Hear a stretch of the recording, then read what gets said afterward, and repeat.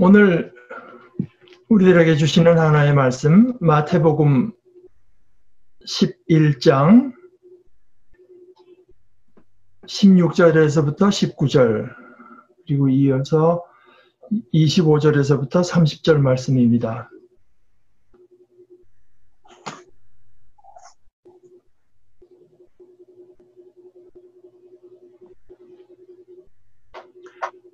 이 세대를 무엇에 비길까? 마치 아이들이 장터에 앉아서 다른 아이들에게 이렇게 말하는 것과 같다. 우리가 너에게 피리를 불어도 너희는 춤을 추지 않았고 우리가 곡을 해도 너희는 울지 않았다. 요한이 와서 먹지도 않고 마시지도 않았다. 그러니까 사람들이 말하기를 그는 귀신이 들렸다 하고, 인자는 와서 먹기도 하고 마시기도 하니 그들이 말하기를 보아라. 저 사람은 마구 먹어대는 자요 포도주를 마시는 자요 세리와 죄인의 친구다 한다. 그러나 지혜는 그 한 일로 옳다는 것이 입증되었다. 그때 예수께서 이렇게 말씀하셨다. 하늘과 땅의 주님이신 아버지, 이 일을 지혜롭고 똑똑한 사람들에게는 감추시고 어린아이들에게는 드러내어 주셨으니 감사합니다. 그렇습니다, 아버지. 이것이 아버지의 은혜로운 뜻입니다. 내 아버지께서 모든 것을 내게 맡겨주셨습니다. 아버지 밖에는 아들을 아는 이가 없으며 아들과 또 아들이 계시하여 주려고 하는 사람 밖에는 아버지를 아는 이가 없습니다. 수고하고 무거운 짐을 진 사람은 모두 다 내게로 오너라. 내가 너희를 쉬게 하겠다. 나는 마음이 온유하고 겸손하니 내 멍에를 메고 나한테 배워라. 그리하면 너희는 마음의 쉼을 얻을 것이다. 내 멍에는 편하고 내 짐은 가볍다. 하나님의 말씀입니다. 감사합니다.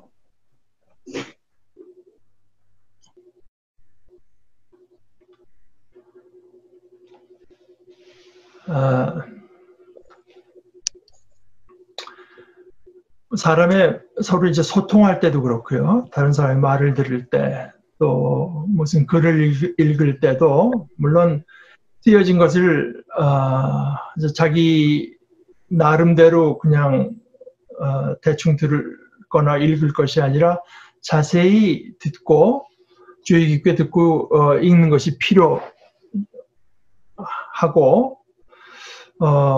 또 거의 그에 이제 준하게 중요한 것이 이제 문맥을 살펴가면서 어떤 문맥에서 이런 말을 했나, 이제 듣거나 읽는 것이 중요한 것은 이제 문맥을 벗어나면 엉뚱한 이해가 되게 십상이니까 그런 거죠. 뭐 문맥이라고 하는 것은 뭐 사실은 여러 가지가 있습니다. 특히 성경을 연구할 때 다른 글을 읽을 때와 마찬가지로 뭐 역사적인 어떤 맥락도 중요하고 또 신학적인 맥락도 중요하지만 제일 기본적으로는 이제 이 앞뒤에 뭐가 써 있나, 그 사람이 무슨 말을 하다 이런 말을 하나, 이 말하고는 그 다음에 무슨 말을 했나, 이제 이런 흐름을 이제 살피는 것이 굉장히 중요하죠. 사실은 아까 주님께서 이제 장터에서 어린아이들이 하는 말을 하신 것은 그 앞에 세례 요한의 얘기를 쭉 하시다가 이제 이어받아서 하신 말씀이고, 그리고 오늘 읽은 말씀 중에서 앞에 25절에서 27절은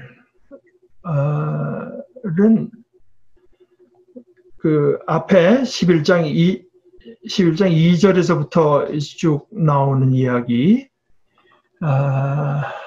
세례 요한조차도 오실 그분이 당신입니까? 우리가 다른 사람들을 기다려야 합니까? 하는 데서 이제 예수님이 누구신가 하는 것과 연관된 내용이라고 할 수 있습니다. 이 일을 지혜롭고 똑똑한 사람들에게는 감추시고 어린아이들에게는 드러내어 주셨으니 감사합니다라고 했는데 사실은 이제 감사하다고 할 때 늘상 쓰는 단어를 쓰지 않고 거진 이제 고백합니다, 찬양합니다 이런 식의 말입니다. 이제 고백한다는 말이 찬양한다는 말과 이제 연결이 많이 되어 있습니다. 그래서 예를 들어서 이제 어거스틴의 그 고백록이라고 하는 것도 찬양, 하나님께 대한 찬양이라고 이해해도 된다. 뭐 그 고백록 시작할 때도 주님은 하나님은 크시며 뭐 이렇게 이제 하나님께 대한 찬양으로 시작하는데요. 그리고 오늘 읽을 말씀 가운데 28, 29, 30절 이거는 그 뒤에 무슨 이야기가 이어지는가 이걸 이제 보면서 읽을 필요가 있습니다. 그리고 오늘은 주로 요 28, 29, 30절 뒷부분의 말씀을 이제 주로 나누도록 하겠습니다. 내가 너희를 쉬게 하겠다 하고 나서 12장 앞부분에는 무슨 얘기들이 나오는가 하면은 안식일에 일어난 이야기들입니다. 21장 1절에서 8절 제자들이 배고플 때 이제 그 미리삭을 잘라서 먹은 이야기, 그 다음에 9절에서 14절은 주님께서 이제 한 손이 오그라들어가지고 근육이 다 없어서 이제 시들고 말라버린 이 사람을 고쳐준 이야기. 혹시 여러분들에게 주보가 갔는지 모릅니다만은 제가 오늘 그 예배 순서지 맨 끝에 이 부분을 그 유진 피러슨 목사님, 작년인가 돌아가신 유진 피러슨 목사님을 목사님의 번역을 거기다 붙여놨습니다. 근데 그 유진 피러슨 목사님의 번역 그 메시지라고 하는 거는 사실은 번역하고 어떤 그 해설 거진 그 중간에 놓여 있는 부분이 많은데 특히 이 부분의 번역은 뭐 직역은 단어 하나하나 이제 그대로 옮기는 것이겠고 뜻을 살려서 옮기는 것을 의역이라고 하지 않습니까? 그런데 이거는 그 직역에서 의역을 넘어서 거진 해설에 가까운 번역입니다.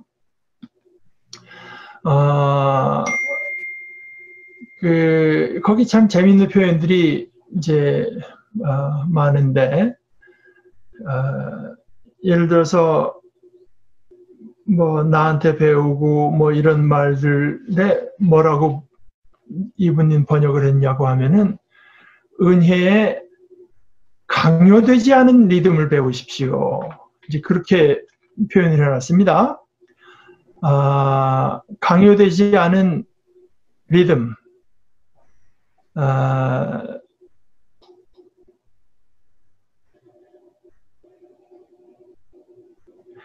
Learn the unforced rhythms of grace.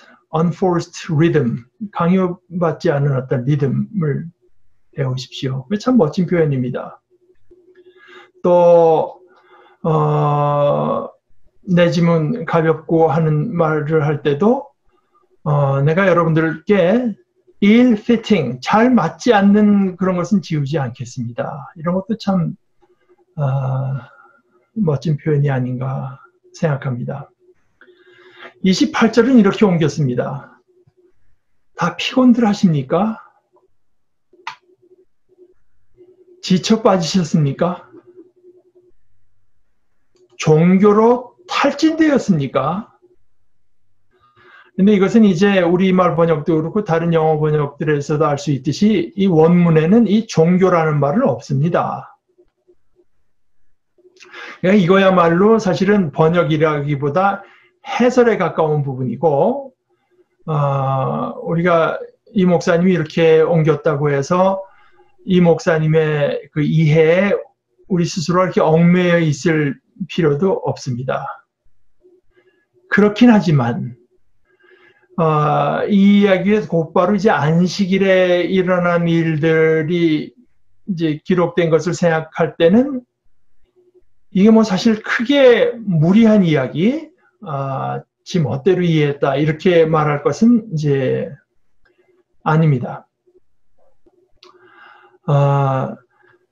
배가 너무 고파서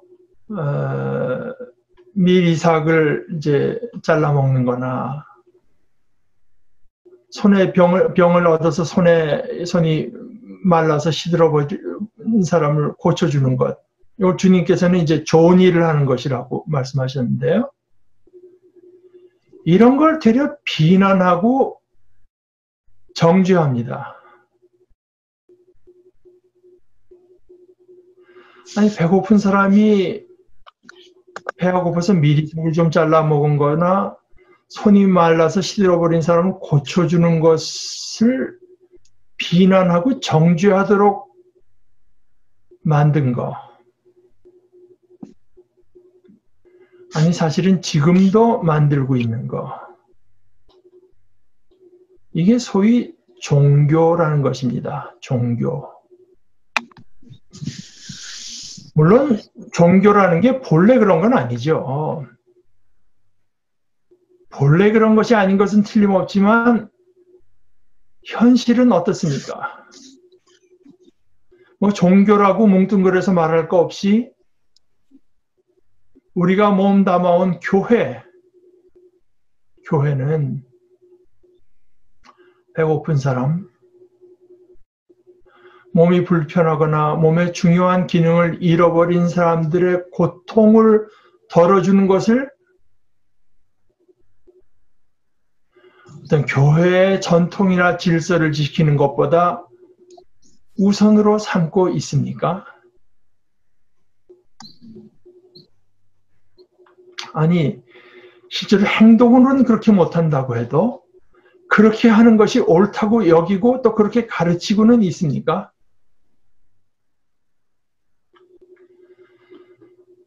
제가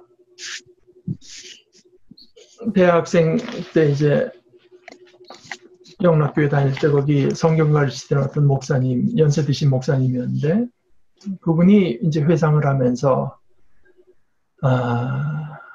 옛날에 그 평양에 본인이 출석하던 교회 그 아름다운 광경이 지금도 생각이 난다. 물론 뭐 서울도 그렇지만 거기서 한 2시간 더 올라가니까 평양은 더 춥지 않겠습니까? 그런데 이제 겨울에 춥죠. 그러면 교회가 뭐 지금처럼 중앙난방이 되는 거 아니고 이제 군데군데 예배실에 난로를 떼는데요. 그 난로에 제일 가까운데 바로 난로 주위에 둘러앉은 사람들은 누구냐? 거지들이었답니다. 거지들. 뭐 잘 데가 없으니까 교회 근처에 있다가 교회가 건물을 열고 예배실을 열면은 제일 먼저 들어와서 이제 거기 앉는 거죠.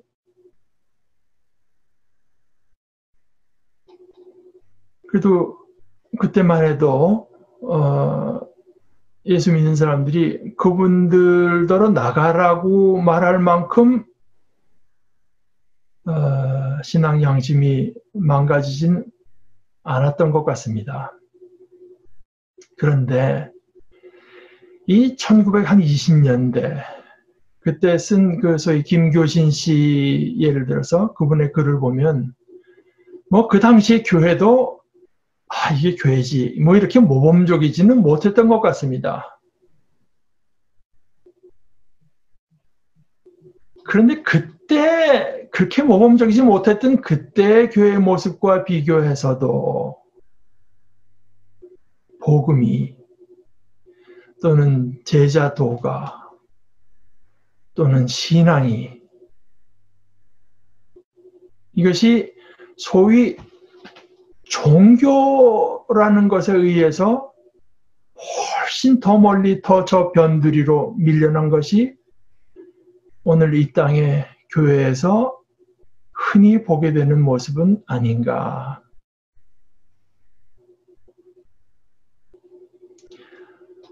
아까 인용한 대로 은혜의 어떤 강요되지 않은 리듬이라고 피터슨 목사님은 표현했는데요. 오히려 교회에서야말로 소위 그 은혜의 이름으로 많은 강요를 느끼는 것은 아닙니까?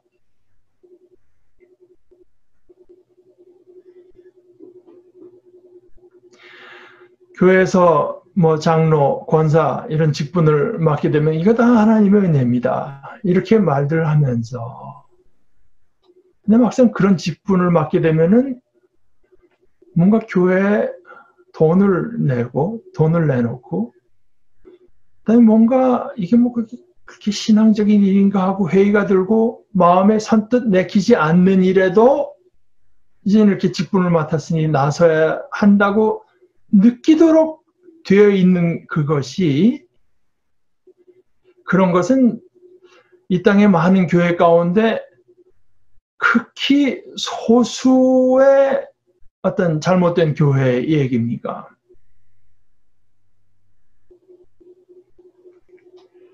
오히려 그런 일들이 이게 어쩌다 일어나는 드문 일탈 현상이 아니라 사실은 오늘날 이 땅의 교회의 어떤 리듬처럼 되어 있다고 느끼는 것은 제가 너무 부정적인 사람이기 때문입니까? 저는 그랬으면 좋겠습니다.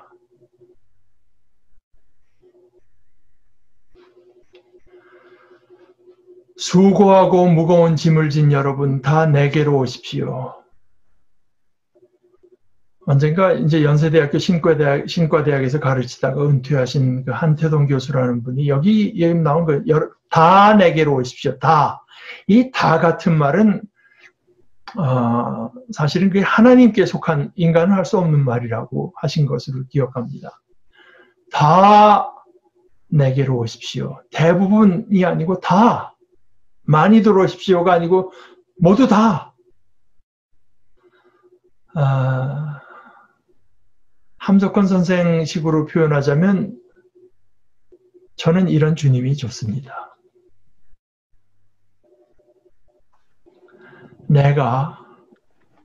우리가 아니 모두가 쉼을 누리지 못하는 채 인생을 힘들다 못해 힘겹게 살아가는 것을 불쌍히 여기면서 쉼을 주시는 분. 저 뒤에 표현으로는 우리 푸시케에 쉼을 얻게 해주시는 분. 이것은 이제 어떤 번역에는 너희 마음이 쉼을 얻으리라고 되어 있고 어떤 분들은 영혼이라고 되어 있고 어떤 분들은 심령이라고 되어 있는데 이제 오늘은 푸시케라는 이제 말입니다. 이제 사전적인 뜻으로는요. 이게 없으면 이게 없는 몸은 죽은 몸이 되는 것. 그러니까 뭐 생명이라고도 할 수 있고 또는 vital being 그러니까 생기를 소유한 그런 것. 예를 들어서 뭐 그러니까 person이라고도 번역하는 경우가 있다고 하고요.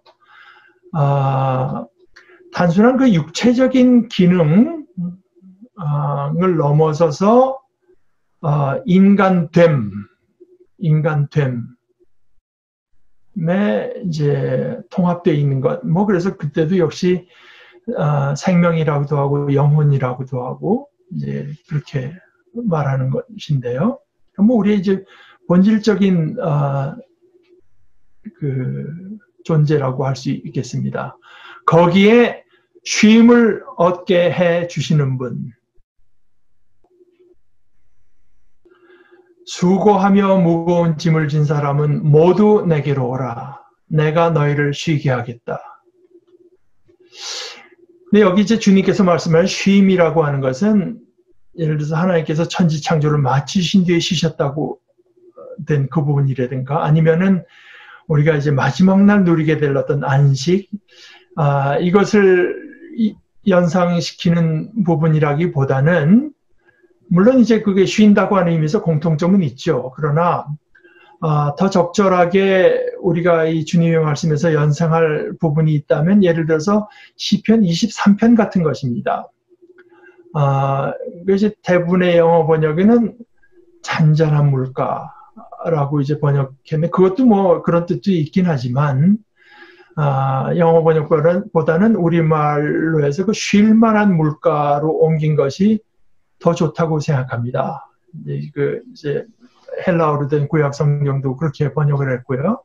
헬라어로 된 구약 성경에 그 쉰다는 말이 오늘 예수님께서 말씀하신 쉰다는 말과 같은 단어를 썼는데요. 그대로 이제 직역하자면 쉼의 물, 그 쉼이라고 번역한 말이 물론 quietness에서 조용하다, 고요하다는 뜻도 있습니다. 그러나 쉼의 물, 나를 쉴 만한 물가로 인도해 주신다. 또 나에게 다시 새 힘을 주시고 또는 뭐 번역하면 내 영혼을 소성시키시고 이것이 쉬면서 이제 내 영혼이 다시 새 힘을 얻고 살아나는 것 같은 이런 표현들을 오늘 주님께서 말씀하시는 쉼에서 연상하는 것이 좋습니다. 그런 쉼, 이게 모든 사람에게 필요합니다. 주님이 없으면 주님께 우리가 나와서 주님께서 주신 멍에를 메고 그분께 배우지 않으면 삶에 수고가 많고 무거운 짐에 허덕일 뿐 쉼이 없다는 말씀입니다.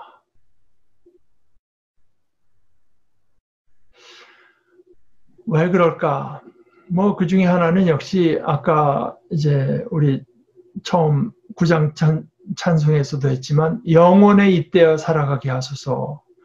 우리가 사는 삶, 우리가 하는 이 행동들, 하루하루의 삶이 영혼과 우리의 근원과 관계가 있다고 하는 것을 확인하지 않으면서 못하면서 사는 삶에는 참 근본적인 의미에서 쉼은 없다.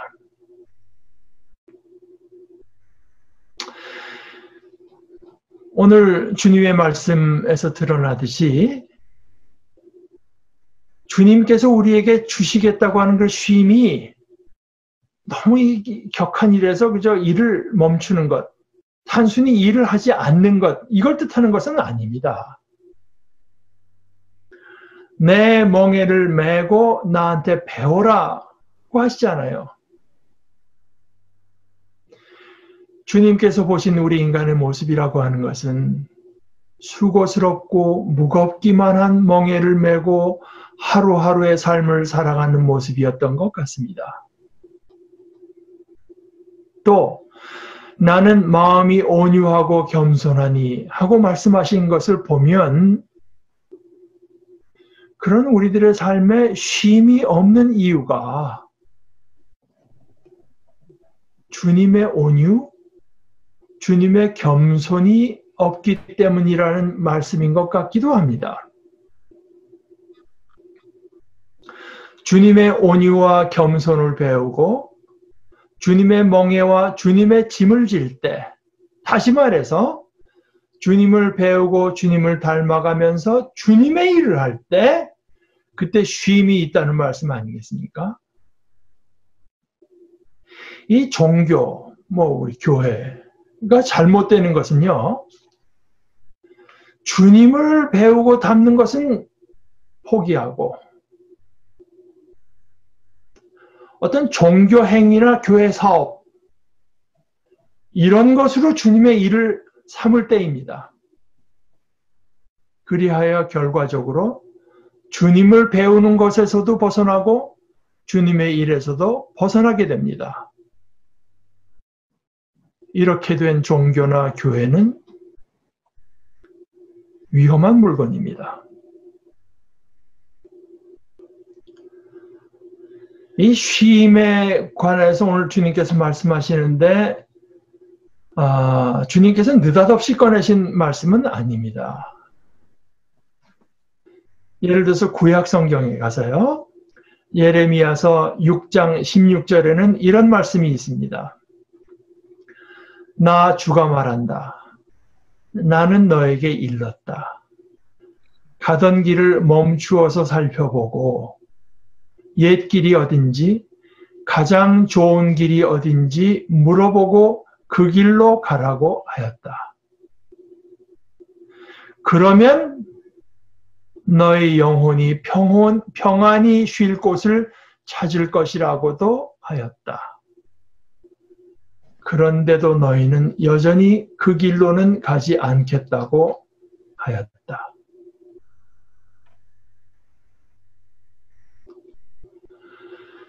이 예레미야서에서 하나님께서 말씀하시는 이 말씀이나 오늘 읽은 주님의 말씀이 다 공통적으로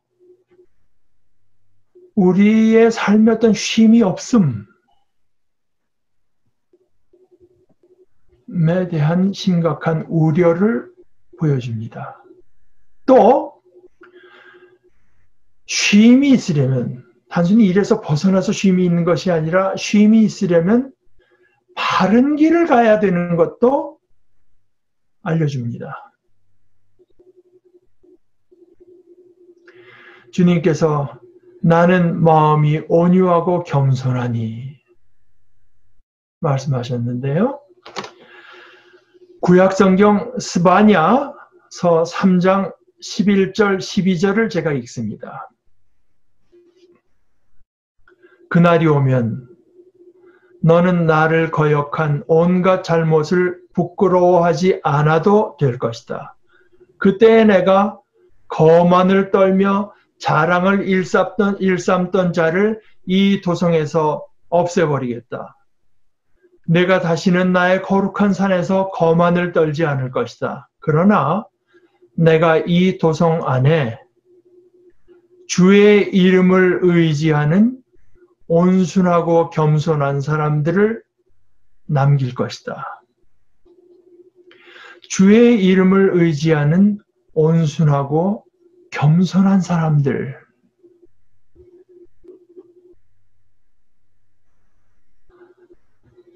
또 신약성경으로 가서 베드로전서 2장 23절은 주님께 대해서 이렇게 말합니다. 그는 모욕을 당하셨으나 모욕으로 갚지 아니하시고 고난을 당하셨으나 위협하지 않으시고 정의롭게 심판하는 이에게 다 맡기셨습니다.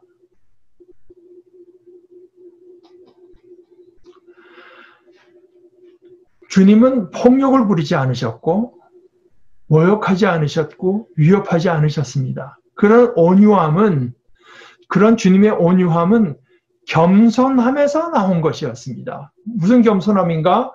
그 겸손함이라고 하는 것은 근본적으로 하나님의 이름을 의지해서 그래서 궁극적인 의, 참으로 의로우신 분은 하나님밖에 없고 그 하나님께서 마침내 모든 것을 다 정의롭게 심판하실 것을 믿고 그분께 다 맡기신 것이었습니다. 그게 주님의 겸손이었습니다.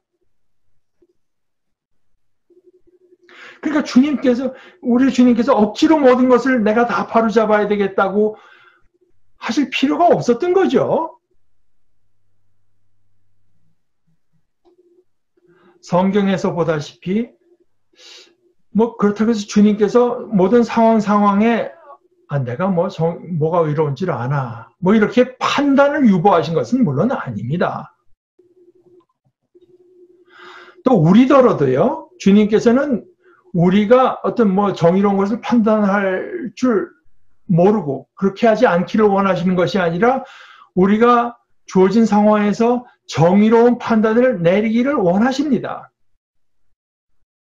그러나 동시에 우리가 그렇게 내리는 판단이 궁극적이고 최종적인 것으로 여기지 말 것을 오히려 그것보다 더 중요하게 여기시는 것 같습니다.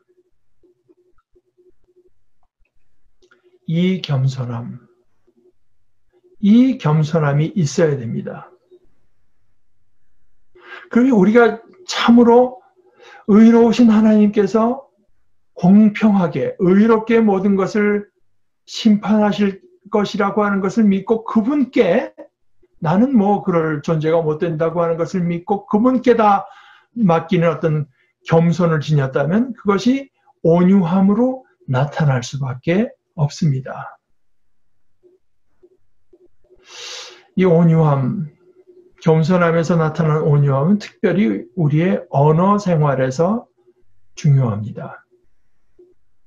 그리고 다른 사람을 판단하는 것도 물론 중요하지만 이것은 사실은 우리 자신에 대해서도 마찬가지입니다.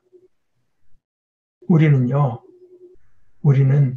우리 자신이 또는 우리 자신의 삶이 이게 얼마나 귀한 것인지 알지 못합니다. 얼마나 소중한 것인지 하나님만 아시는 것입니다. 또 우리가 여태까지 살아온 삶에서 또 앞으로 우리가 살아가게 될 삶에서 우리가 얼마나 큰 성공을 거둔 것인지 또는 실패한 것인지도 그것도 우리는 알 수 없습니다. 그것은 하나님께 달려있는 것입니다. 우리가 뭘 좀 이뤘다고 해서 자랑할 것도 없고 그게 너무 초라하다고 해서 낙심해서도 안 됩니다. 우리가 수고하는 것이 마땅하죠. 그러나 우리가 그렇게 수고하는 것은 내가 삶 속에 계속 뭔가를 이루어야지, 그래서 뭔가를 이루거나 또는 남에게 보여줄 게 있어야지, 보여줄 게 있어야 된다고 하는 어떤 그 초조함에서 나온 그 수고가 부지런함이 아닙니다. 자랑이나 어떤 초조감 또는 어떤 자기 확인을 위한 것은 그것이 어떤 교회일이라고 해도 누구를 전도하는 것이라고 해도 또는 자기의 삶을 바쳐서 목회하는 것이라고 해도 선교지로 나가서 선교하는 그런 것들이라고 해도 그것이 자랑이나 초조감 또는 자기 확인을 위한 것이라고 하면 그것은 주님의 일은 아닙니다. 그리고 주님의 멍에를 매는 것도 아닙니다. 오히려 그렇게 해서 내는 열심이라고 하는 것은 종교로 인한 탈진, 피터슨 목사님은 번아웃 증후군으로 이끌 수 있을 뿐입니다.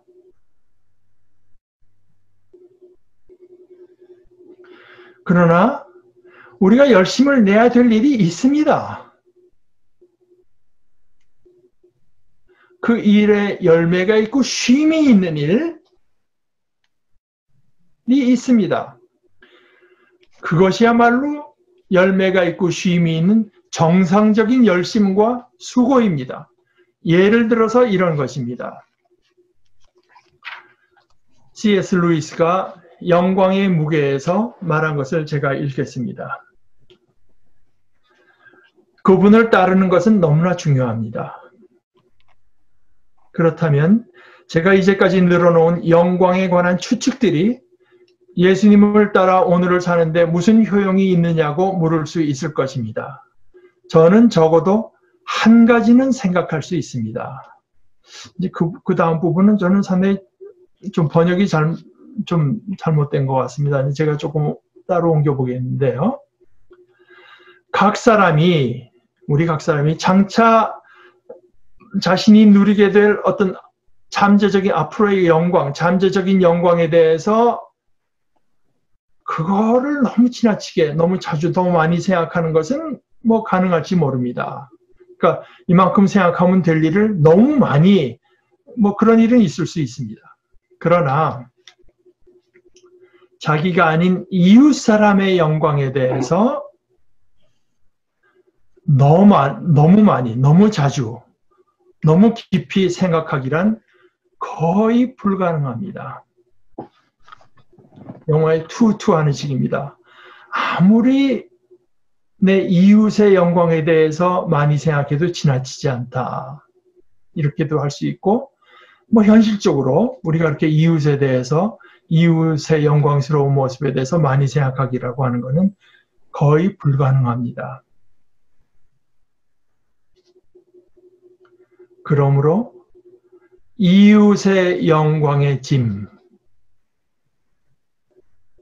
이웃이 영광스러운 모습으로 가는 것을 도울 어떤 부담, 짐, 무게, 부담, 이것이 우리 등에 얹혀야 합니다. 그 짐은 너무나 무거워서 겸손해야만 질 수 있습니다. 교만한 사람의 등은 그 짐에 눌려 부러지고 말 것입니다.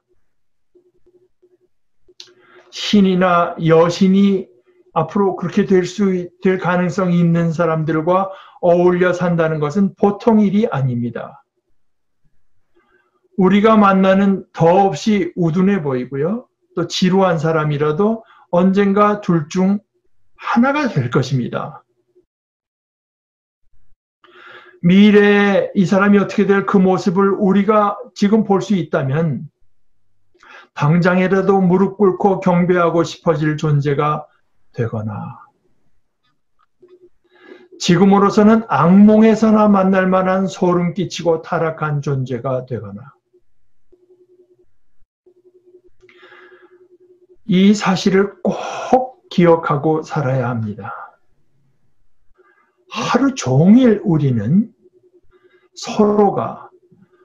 서로에게 둘 중 한 가지 목적지 쪽으로 다가가도록 어느 정도 돕고 있습니다. 우리는 이 두 가지 엄청난 가능성을 염두에 두고 모든 사람을 대해야 합니다. 서로에게 합당한 경외심과 신중함을 갖고 모든 우정, 사랑, 놀이, 정치, 행위에 임해야 합니다. 평범한 사람은 없습니다.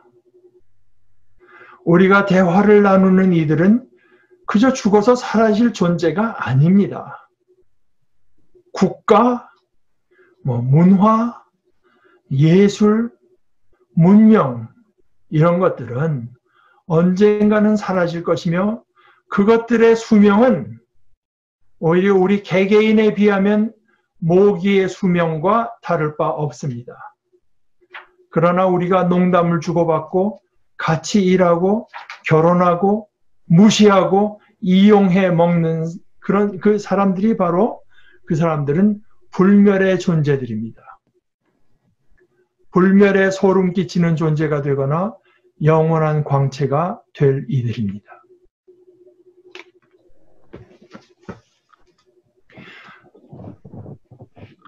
교회는 우선적으로 이것을 연습하고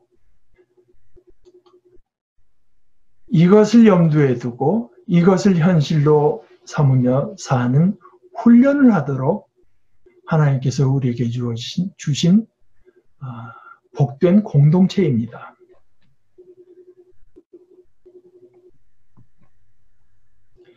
우리가 주님께 나와서요. 주님의 온유하심과 겸손하심을 배우고 그래서 우리 살아가는 동안에 내 삶이 영혼에 있다. 내 삶의 근원과 있는 것을 느끼면서 쉼을 즐기는 삶이 되기를 간절히 축원합니다. 우리 함께 기도하십시다. 하나님, 우리 아버지, 저희들이 참 삶을 살기를 원하시는 사랑의 아버지, 저희들에게 이 복된 삶이 주어진 것을 저희들을 믿게 하시고 주님께 그것이 있는 것을 늘 새롭게 깨닫게 하시고 날마다 주님께 나아가고 주님을 배우고 주님의 온유하심과 겸손하심을 기억하며 배우고 주님의 멍에 주님의 짐, 주님의 일을 분별하면서 지는 복된 삶을 누릴 수 있도록 저희들에게 믿음을 주시고 지혜를 더하시고 저희들의 삶의 전폭을 주관하여 주시옵소서. 예수님의 이름으로 기도드리옵나이다. 아멘.